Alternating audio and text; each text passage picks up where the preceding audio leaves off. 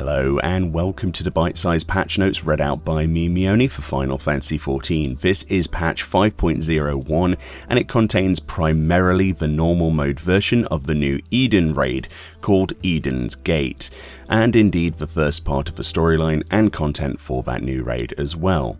To match this, there are new quests to unlock Eden, and those actually start in the Crystarium with a quest in the middle of nowhere, located at X 9.7, Y 12.3 on the Anxious Crystarium Guard.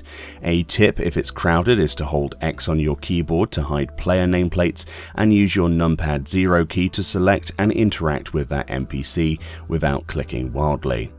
The battle system had some tweaks this time around, only small ones. Lancer and Dragoon got a duration increase on disembowel from 24 to 30 seconds, Scholar's Art of War had a mana cost reduction from 800 to 600, and Astrologian had a 700 to 600 mana cost reduction applied to Gravity.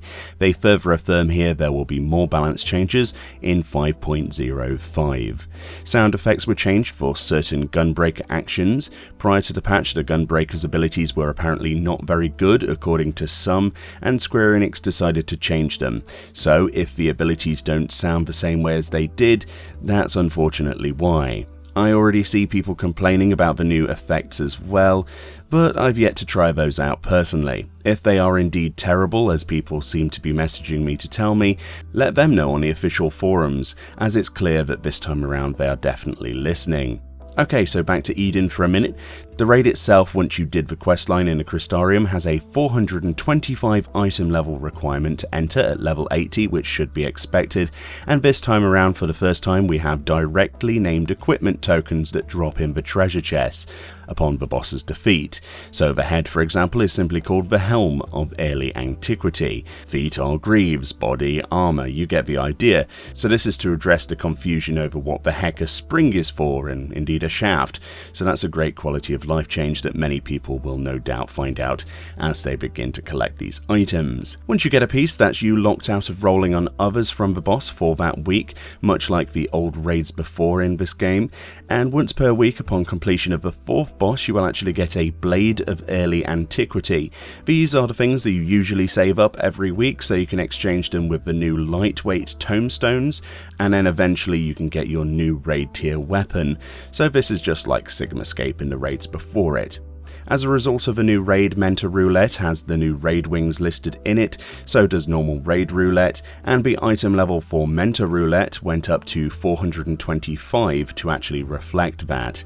I advise you check out the PvP section out here if you want to. I won't actually personally be reading it in this video. It's potency changes for Dancer for the most part, and we won't really see any massive PvP changes until 5.1 I think. They say lots of new items have been added to the game as you would expect. This includes Orchestrion rolls and minions and no doubt titles, but all they show here is the new raid gear, which I'm not too sure about yet personally, but it's difficult to look at something on a flat image in comparison to the actual game.